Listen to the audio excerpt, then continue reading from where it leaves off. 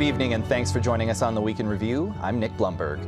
After a lengthy back and forth, Chicago Public Schools and the Teachers Union reach a compromise, calling May 1st a day of civic action. Things that are happening at the federal level are impacting our students. And our students want to see teachers standing up. Classes will remain in session despite CTU demands, but CPS will provide transportation to an afternoon rally in Union Park and won't retaliate against students and staff who attend.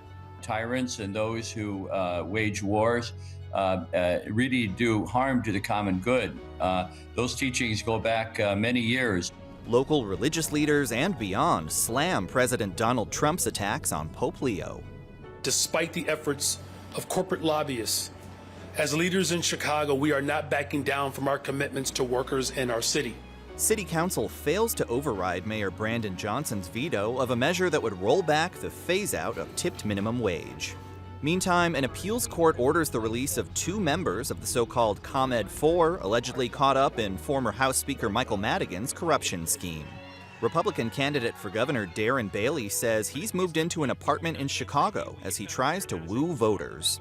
And the CEO of United Airlines sends many eyebrows sky high as he pitches a long-shot merger with American. And now to our Week in Review panel. Joining us are John Pletz of Crane's Chicago Business, Melody Mercado of Block Club Chicago, Mariah Wolfel of WBEZ Chicago, and Hannah Meisel of Capital News Illinois. Thank you all for being here. Let's get right to it. Before we get to some of those topics, Melody, very difficult to watch video release. This is some of the body cam video from the shooting of Officer Crystal Rivera. What did we see? Well, the video showed that her partner, Officer Carlos Baker, shot her while they were in foot pursuit. They entered an apartment in a neighborhood on the south side. We see both officers go up the stairs, and the person they were chasing enters an apartment. We see Officer Baker kick down the apartment door. We see individuals inside the apartment possibly reaching for a weapon, but they start to scatter. Then we see Officer Baker move to the side away from the door frame. Officer Rivera comes up from behind him and he fires his weapon. CPD says that was an accident, that was not meant to happen, but while he's shooting his weapon, while he's leaning to the side, he shoots his partner, Officer Rivera. It happens very, very quick. It's very hard to follow the narrative that Officer Rivera's family has been saying that Officer Baker shot her on purpose. We do know that they had some sort of relationship before and that it had ended and things were a little tense between the two. And so, you know, this has been a long time coming with the release of the video, but yeah, we now have seen it, and we see it from all angles, from inside the apartment, from Officer Baker, and from Officer Rivera's body cam. Yeah, obviously still a lot of unanswered questions despite that wealth of video, and as you mentioned, that lawsuit ongoing. All right, Mariah, a long-awaited compromise between CPS and CTU. I guess a compromise wasn't necessarily guaranteed over whether schools should be in session on May Day, major demonstrations planned. Sounds like classes in the morning, rally in the afternoon. Does it feel like maybe both sides can walk away happy from this deal? Yeah, and that's kind of what the reaction is showing. I think CTU wanted the full day for students to go and protest in support of labor rights, and CPS said, you know, we need every day we can get for instruction, and it's quite literally like half and half. You know, I think students will be picked up around 1 p.m. if they choose to go to May Day protests, and so I do think it's a compromise. I think there are still some questions about, you know, who's going to be supervising the kids at the protest, how much staff is needed for that. What about kids if they just leave school instead of going to the protest? How do you kind of, you know, monitor that? So still a lot to work out, but more certainty than there has been in the past few weeks for parents who are wondering, is there going to be school on May 1st or not? And not that students would ever leave school and not attend the protest. I've never done that. No. Yeah, and, you know, and we'd heard Mayor Johnson essentially say, "Look, this is going to happen." You know, you have to wonder whether there were other folks trying to come in and help broker some sort of an agreement here. Yeah, I think the CPS CEO did play a big role in brokering that agreement with both the board president, the school board president, and the CTU. All right. Well, in news I never thought I quite would be discussing this way, President Trump this week attacked the Pope as weak on crime, also saying he's too far to the left, a criticism some other folks have had. Pope Leo so far essentially has brushed off the attack. Hannah, it feels like a lot of folks are siding with the Pope, including some folks on the right, some of the president's own supporters. Well, yeah, I mean, as someone put it to me earlier this week, in history for thousands of years of the Christian church, who usually wins in a fight between a political leader and the Pope, it's pretty much always the Pope. And, I think that this does cut across even conservatives who do support the president,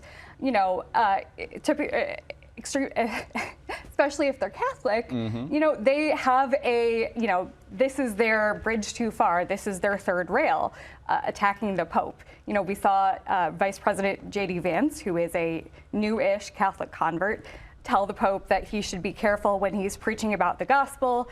I think that a lot of people see that as extremely, against what they, imagine what the dynamic should be. The Pope has, said that he does not support any war, and then he was a little bit more specific this week when he said, this war in Iran is baseless. It's not, it's killing innocent people, and it seems like the president, though, does not want to back off. And, we didn't even discuss the memes of the president tweeting AI images about him being Jesus or doctor. That was also something I didn't quite expect to see. And, we've seen sort of these AI-generated memes that the president has used, over the past year or so, but this one felt like it garnered quite a different reaction than previous ones. Yeah, definitely a bridge too far for a lot of people. Well, sticking with sort of some of the fallout from the war on Iran, John, have been many effects on this. Obviously, the human toll. Here at home, some of the political fallout, a lot of it has been from the skyrocketing gas prices. That's not just hitting drivers, it's hitting airlines as well, and you've been covering some of that. Right. Yeah, for airlines, the second biggest cost for an airline is fuel, and those prices have soared, and jet fuel has gone up even more than gas. So if you think you're feeling it at the pump, the airlines are really feeling it. And the challenge there is that even if the ceasefire holds, the Strait of Hormuz opens up, it doesn't mean that everything's going to go back to normal and that those prices are going to immediately go down. So you've got some analysts thinking that those prices are going to remain elevated substantially throughout the rest of the year, and that it drives up fares. You've already seen baggage fees from airlines go up in an effort to kind of combat that.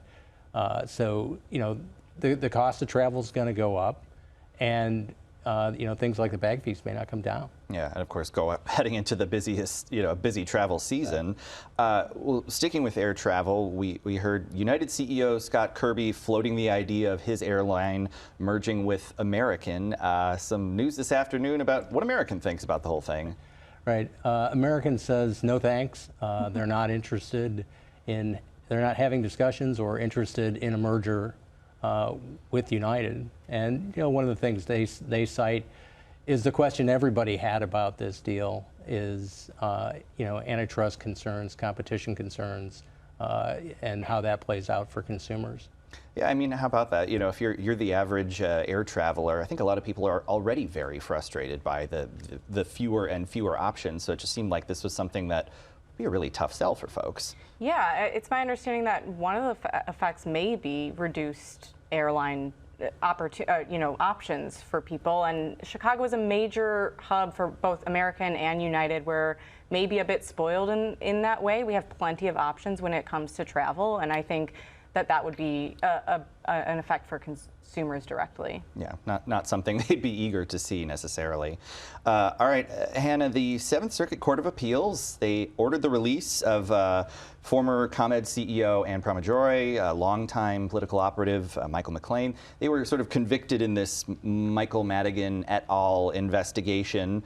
But the Supreme Court now, has this ruling within the last couple of years, kind of changing the quid pro quo question here. So why did they get out? What happens next here? That's correct. It was quite remarkable. On Tuesday this week, lawyers for Ann Pramaggiore and Mike McLean had argued to the Seventh Circuit to reverse their convictions. To remind viewers, they were convicted in the so-called ComEd 4 case in 2023, separate but very related to Mike Madigan's separate trial. And between the 2023 and now, in 2024, the U.S. Supreme Court basically narrowed the federal bribery statute. And the judge had thrown out the bribery convictions, but they were still last summer sentenced on the remaining convictions. And within not even 4 hours of the finishing of the arguments in front of the Seventh Circuit, the 3-judge panel came out with a pretty short order and said, we order their release. And, they were, I believe, released on Wednesday afternoon after serving 3.5 months for Mike McLean, 3 months for Ann Pramaggiore, and they will have a new trial. We don't know yet when, but we will soon see the detailed opinion kind of backing up the order for a new trial. I just think it wasn't a guarantee, but I do think that things were kind of going that way. But to see it happen so fast, fascinating. Yeah, a very speedy ruling on that. Maybe more than expected. And lawyers for Mike Madigan separately last week also argued to the Seventh Circuit, but that 3-judge panel, which is different, seemed a little bit more skeptical. Again, it's different judges and slightly different arguments of law, but it'll be interesting to see if the Seventh Circuit takes this opinion into consideration. With Mike Madigan's case, he has been in prison in West Virginia for 6 months now.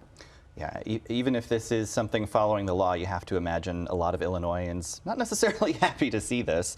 All right, Hannah, also longtime state lawmaker Barbara Flynn Currie died yesterday at 85. First woman to serve as Illinois House Majority Leader. How do you think she'll be remembered? Yeah, I mean, not only first woman as House Majority Leader, but I believe, I did the calculations today, I believe she is tied for second longest serving legislator in Illinois history at all, behind Mike Madigan. Wow. She will definitely be remembered as a trailblazer, particularly for women. When she was first elected in 1978, the legislature was only 13% women. And today it's about 44%. And that did not come easily. It did not come without force. And, the people I talked to today to remembered her as, not just a trailblazer for women, but also just a fair negotiator, very, very smart. Everyone said the smartest person in the room. And, also remembered her for her acerbic wit, which I will too. Yeah, and still active in public life. I mean, right up until the very end. Yeah, she was, after her retirement in 2019 from the legislature, she moved on to to chair the Illinois Pollution Control Board, and she was still the chair up until yesterday at her death. And she was also very involved in other more casual political and government processes. Is something that you can't let go after a lifetime in Springfield. I can imagine, a pretty remarkable figure. All right, Melody, a Springfield story of a different kind. There's a state bill under consideration allowing a pilot for driverless cars like Waymo, but there's a group of unions organizing to push back on this, saying fewer jobs, less safe roads. What did we hear from them? I also think it's really important to understand that this is very, very early on, but we're seeing the unions trying to build up steam to try to stop this because, of course, their big concern are jobs for their members. And their argument is also this is going to really hurt the middle class. These are individuals that, if you take away their jobs, are not going to be able to order food on DoorDash or go to local restaurants and businesses and spend as much money in the economy because they their jobs were taken away by, automation. And so, of course, we know that Waymo has been on the streets of Chicago with drivers, mapping out the streets, trying to get ahead of themselves a little bit here. But of course, we are also seeing a very strong show of force from all of the major unions that support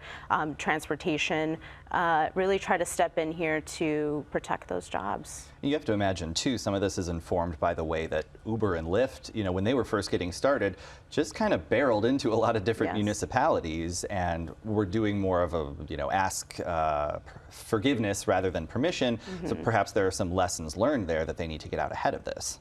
Yes, absolutely. And I think it's, we're seeing a lot of conversations not just about automation, but AI as well. And what have we learned about technology so far is maybe we can try to get ahead of ourselves a little bit here and put in the protective measures now. It'll be very interesting to see where this goes. And yes, just a pilot program under consideration for the moment. Mariah, some city council news. Another veto win for Mayor Brandon Johnson this week as the phase out of tipped minimum wage will continue. He's had a string of veto wins recently, or of his vetoes surviving. The council has very much been successful in rallying a simple majority to kind of go against some of Brandon Johnson's policies. You'll remember they passed an ordinance making stricter curfew rules in Chicago that he vetoed. They also passed an ordinance that would ban hemp sales throughout the city that he vetoed. And so far we have not been able to see them kind of garner the momentum to get that 2/3 majority, 34 votes in the city council. We saw that again this week with their effort to freeze wage increases for tipped workers in the city. So as of now, that will stand and wages will increase in July. And, does this necessarily point to an improved relationship between the mayor and the city council, or is this more just a question of not quite enough numbers to override these? Yeah, I think that the 30 aldermen who have, been kind of the same kind of coalition throughout several other things, including the budget process as well, where they passed a budget over the objection of the mayor, that's kind of stayed strong at 30, but I don't think that Johnson has been able to kind of peel any of those people away, including, his own, some of his close allies or former close allies, like, Finance Chair Alderman Pat Dowell. Yeah. On the mayoral veto, I mean, when he first used it, was it on the budget? It was the first time in, 20-something years. Do you think that this is going to become, now that he's used it a few times, do you think this changes how dynamics are? I think that he is not scared to use his veto power. And, the first veto, he actually didn't veto the budget, but he didn't sign it to try to just say, I don't endorse this. His first veto was on the curfew ordinance, and that was the first time since Daley.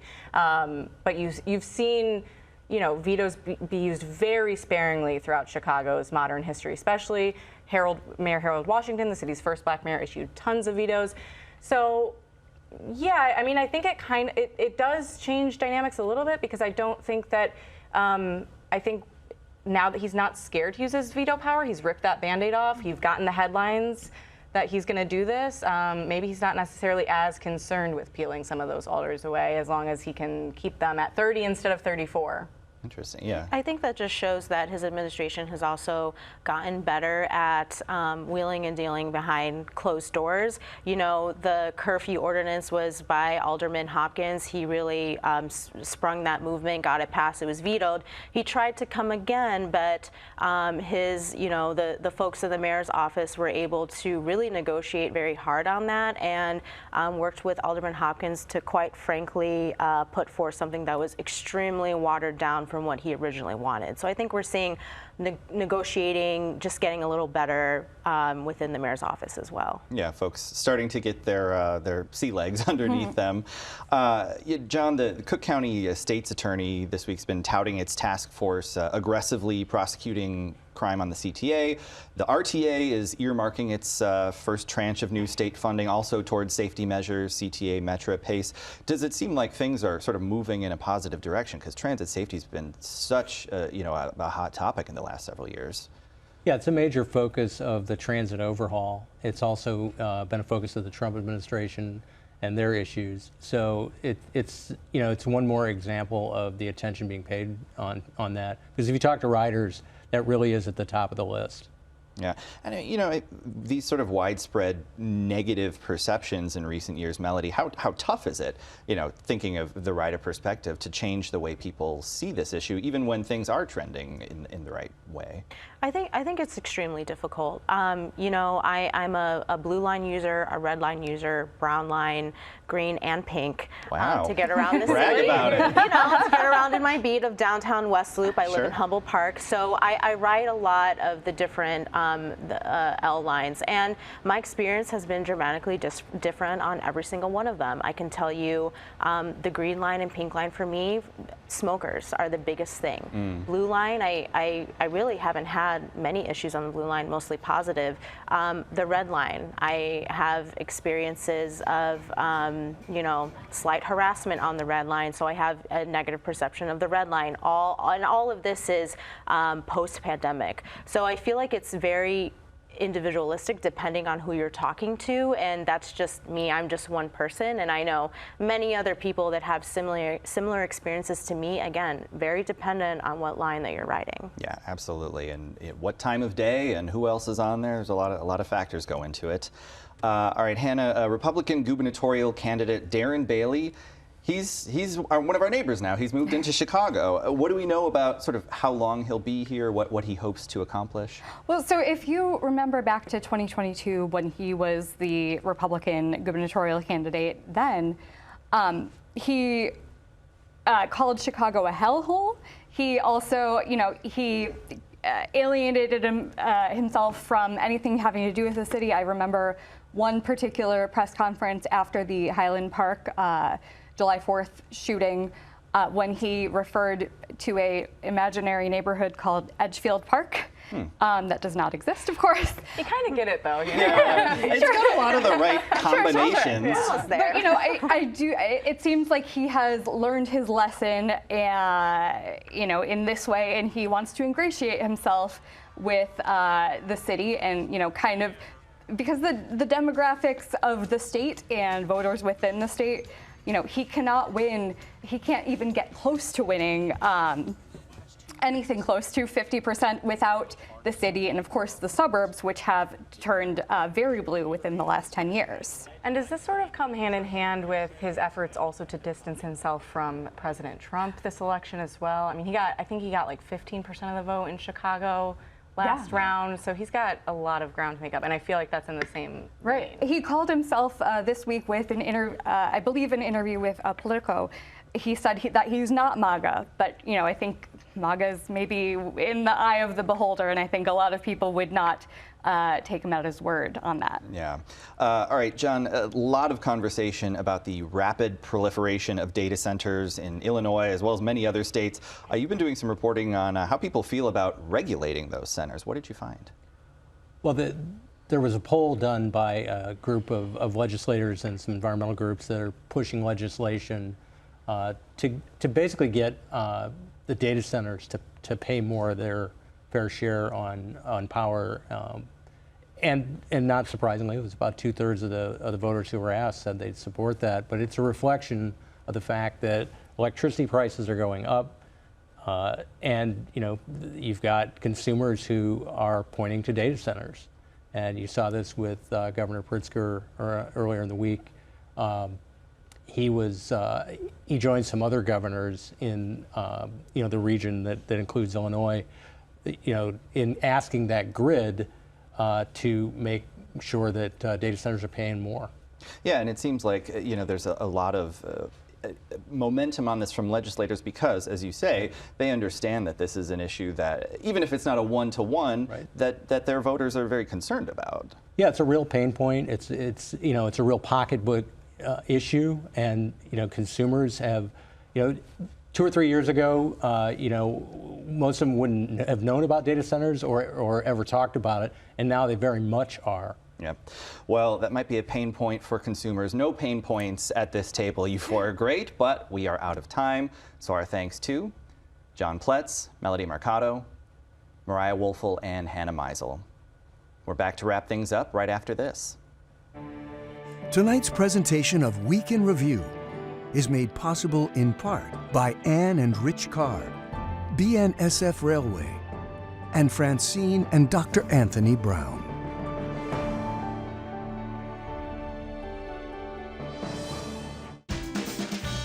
Chicago Tonight is made possible in part by the Alexandra and John Nichols family, the Polk Brothers Foundation. Additional support is provided by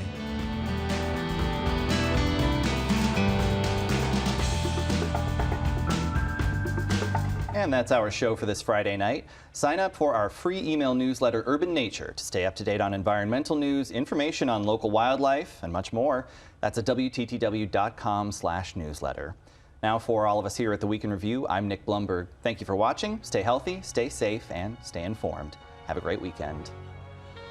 All right, Melody, we landed the big account. The Candy Hall of Fame is set to open next summer on Michigan Avenue. Yes.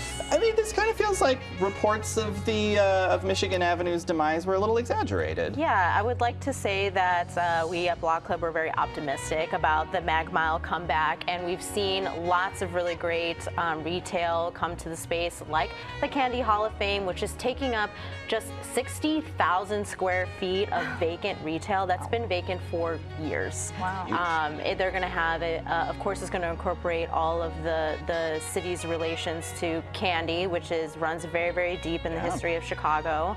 And, you know, there are also going to be some ticketed events as well, where you'll get to taste things as well as learn about the different candies that might be your favorite. Closed captioning is made possible by Robert A. Clifford and Clifford Law Offices, a Chicago personal injury and wrongful death firm with more than 40 years of experience in medical malpractice.